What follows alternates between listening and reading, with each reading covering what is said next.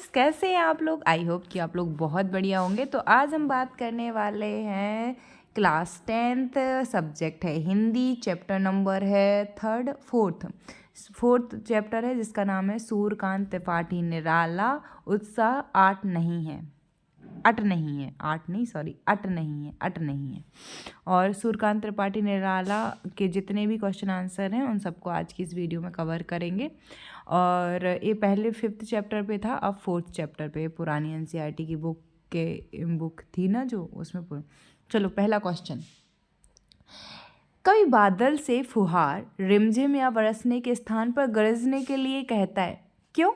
Answer है, कभी ने बादल से फुहार डालने, रिमझिम करने या बरसने के लिए नहीं कहा, बल्कि गरजने के लिए कहा, क्योंकि कभी बादलों को क्रांति का सूत्राधार मानते हैं। गरजना विद्रोह का प्रतीक है। कभी बादलों से पौरुष दिखाने की कामना करता है। कभी ने बादलों के गरजने के माध्यम से कविता में नूतन विद्रोह का आवाहन किया है, मतलब नए जो विद्रोह की वो है उनका आवाहन किया है। नेक्स्ट क्वेश्चन में है, कविता का शीर्षक उत्साह क्यों रखा गया है? आंसर है, कवि क्रांति लाने के लिए लोगों को उत्साहित करना चाहते हैं। बादलों में भीषण गति होती है, उसी से वह संसार के ताप हरता है। कभी ऐसी गति, ऐसी भावना और शक्ति चाहता है।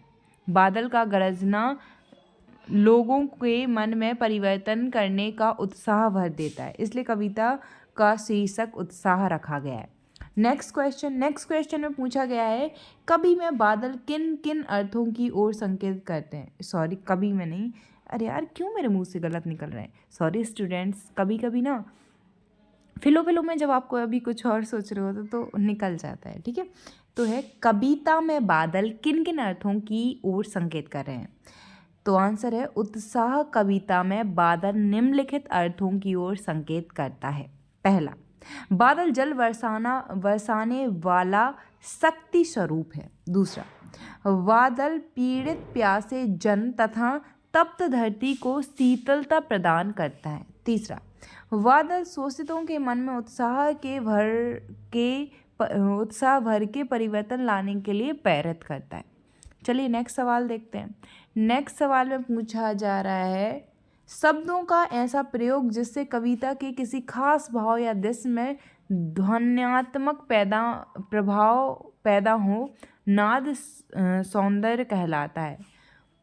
उत्साह कविता में ऐसे कौन से शब्द हैं जिनमें नाद स्वर मौजूद है? छांट कर लिखें। आंसर है, घेर घेर घोर गगन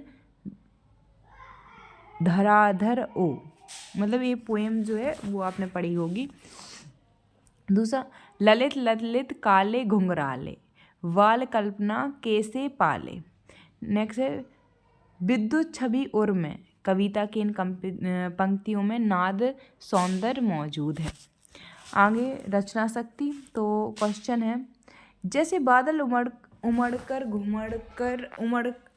घुमड़ कर बारिश करते हैं, वैसे ही कवि के अंतर्मन में भी भावों के बादल उमड़ घुमड़ कर कविता के रूप में अभिव्यक्त होते हैं। ऐसे ही किसी प्राकृतिक सौंदर्य को देखकर अपने उमड़ते भाव को कविता में उतारिए।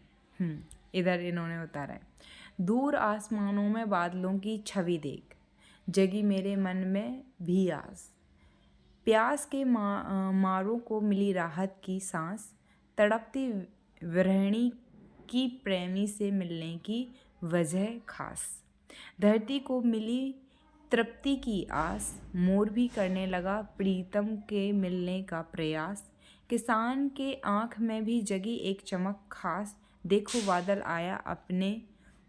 बादल लाया अपने साथ कितनी आस। अरे वाह, अच्छा है। नेक्स्ट क्वेश्चन है, छायावाद की एक खास विशेषता है अंतर्मन के भावों का बाहर की दुनिया से सामंजस्य बिठाना।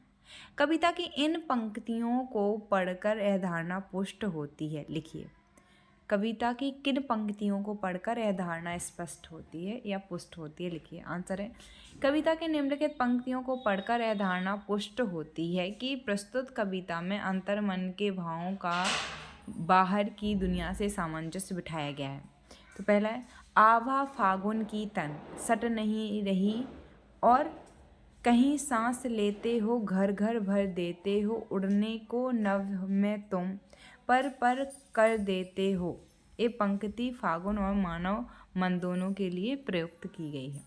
नेक्स्ट क्वेश्चन में पूछा जा रहा है, कवि की आंख फागुन की सुंदरता से क्यों नहीं हट रही? तो आंसर है, फागुन बहुत मतवाला है, यानी फरवरी, मस्त और शोभाशाली है। फागुन के महीने में प्राकृतिक सौंदर्य अपने चरम पर होता है। उसका स्वरूप, सौंदर्य, रंग बिरंगे फूल और हवाओं से प्रकट होता है। इसलिए आंखें फागुन की सुंदरता से मंत्रमुग्ध है, जो चाह कर भी वहाँ स्नेही हटती हैं, चाह कर भी, चाहने से भी नहीं हटती हैं। स्नेही नहीं है, से अलग है, और नहीं है, चाह कर भी वहाँ से नहीं हटती हैं, ये लिखा है। नेक्स्ट, प्रस्तुत कविता में कवि ने प्रकृति की व्यापकता का वर्णन किन रूपों में किया है? आंसर है, प्रस्तुत कविता में अट नहीं रही है मैं कवि सूर्यकांत त्रिपाठी निराला जी ने फागुन की सर्वव्यापी सौंदर्य और मादक रूप के प्रभाव को दर्शाया है। फागुन का सौंदर्य असीम है, कवि ने उस हर जगह झलकते हुए दिखलाया है, जो घर घर में फैला हुआ है। वहाँ घर घर भर देते हो मैं फूल की शोभा की ओर संकेत है, और मन में उठी खुशी की ओर भी। उड़ने को पर करना भी ऐसा सांकेतिक प्रयोग है जो पक्षियों की उड़ान पर लागू होता है और मन की उमंग पर भी। सौंदर्य से आंखें न हटा पाना भी इसका विस्तार है। ठीक है, विस्तार है, इसके विस्तार की झलक देता है। नेक्स्ट क्वेश्चन है, फागुन में ऐसा क्या होता है जो बाकी ऋतुओं से भिन्न होता है? अरे वाह, अच्छा क्वेश्चन पूछा है, चलो आंसर करते हैं। फागुन में सर्वत्र मादकता सुंदर छाई रहती है। प्राकृतिक शोभा अपने पूर्ण यौवन पर होती है। पेड़ पौधे नए पत्तों, फल फूलों से लद जाते हैं। हवा सुगंधित होती है। आकाश साफ स्वच्छ होता है। पक्षियों के समूह आकाश में विरह करते दिखाई देते हैं। बाग बगीचे और पक्षियों में उल्लास भर जाता है। इस तरह फागुन का सौंदर्य बाकी ऋतुओं से भिन्न है। नेक्स्ट क्वेश्चन में पूछा गया है, इन कविताओं के आधार पर निराला के काव्य शिल्प की विशेषताएं बताएं। इन कविता के आधार पर निराला के काव्य शिल्प की विशेषताएं बताएं। जैसे ऊपर बताई थी ना, जैसे शंकर प्रसाद की भाषा वगैरह वगैरह कैसा है, वैसे बताएं। आंसर है, महाकवि सूर्यकांत त्रिपाठी निराला जी छायावाद के प्रमुख कवि माने जाते हैं। छायावाद की प्रमुख विशेषताएं प्रकृति चित्रण और प्राकृतिक उपादानों का मानवीकरण, उत्साह और अट नहीं रही है।